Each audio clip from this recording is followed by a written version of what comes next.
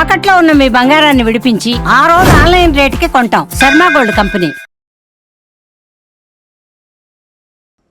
ఓం మహాగణాధిపతయే నమః. మహాసరస్వత్యై నమః.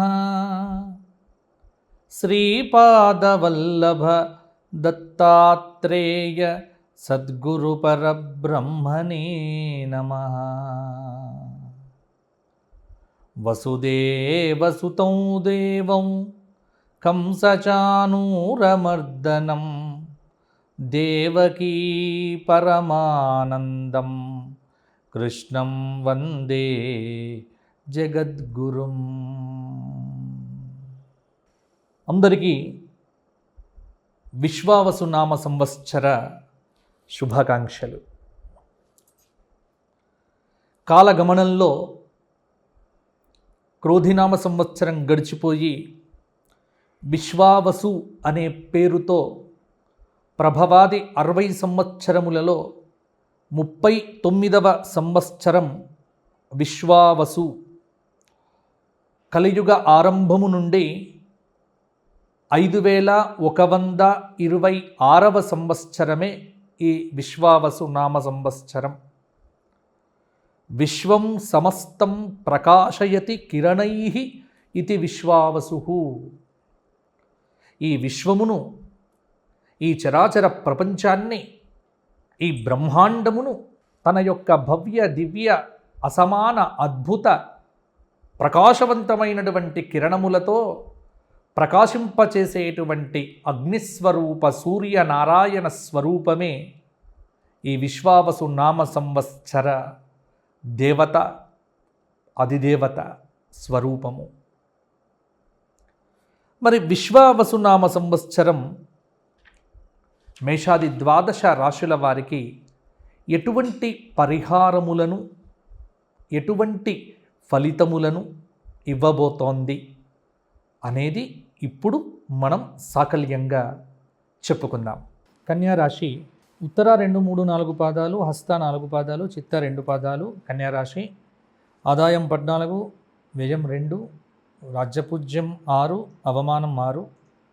కన్యారాశి వారికి ఈ సంవత్సరం విశ్వావసునామ సంవత్సరం గ్రహ సంచారం ప్రకారంగా బృహస్పతి 10వ స్థానంలో, శని 7వ స్థానంలో, రాహువు 6వ స్థానంలో, కేతువు వ్యయస్థానంలో సంచారం చేస్తున్నారు. కన్యారాశి వారికి గత సంవత్సరం కంటే ఈ సంవత్సరం కొంత పర్వాలేదన్నట్టుగానే ఉంటుంది. ఈ సంవత్సరం అధికంగా కొన్ని మంచి ఫలితాలైతే తప్పకుండా కలగవచ్చు. కొన్ని ప్రతికూల ఫలితాలు కూడా కన్యారాశి వారికి సంభవించవచ్చు. వృత్తిపరంగా, ఉద్యోగపరంగా కొంత ఉన్నతి అయితే తప్పకుండా ఉంటుంది. నిరుద్యోగంలో ఉన్నటువంటి వారికి ఉద్యోగ ప్రాప్తి, విద్యార్థులకు కొంత అనుకూల ఫలితాలు అయితే ఉంటాయి. కొత్త ఇల్లు కట్టుకోవాలి, నూతన వస్తువాహనాలు కొనాలి అనుకునేటువంటి వారు ఈ విశ్వావసు నామ సంవత్సరంలో కన్యారాశి వారు కొత్తవి కొనుక్కోవచ్చు. మిమ్మల్ని ఎవరైతే ద్వేషించి మీ మీద శత్రుత్వం పెట్టుకున్నారో అటువంటి వారి మీద విజయం సాధిస్తారు. అవివాహిత స్త్రీ పురుషులకు వివాహాది యోగాలు కూడా ఉన్నాయి. కన్యారాశి వారు వ్యాపారం చేసేటువంటి వ్యాపారస్తులు ఎవరైతే ఉన్నారో వారికి ఈ సంవత్సరం కొంత అనుకూలంగా ఉంది. కొంత మంచి వ్యాపారం అభివృద్ధి కలుగుతుంది. భాగస్వామ్య వ్యాపారాలు కూడా విజయవంతం కావచ్చు. నూతన వ్యాపార ఒప్పందాలు కూడా అనుకూలంగా ఉన్నాయి. ఒకటి మాత్రం ఏంటంటే చిన్న పెట్టుబడితో చేసేటువంటి వ్యాపారాలు కొంత అనుకూలతను ఇవ్వవచ్చు. వస్త్ర వ్యాపారం, హోటలు మొదలైనవి కొంత మధ్యంగా ఉంటాయి.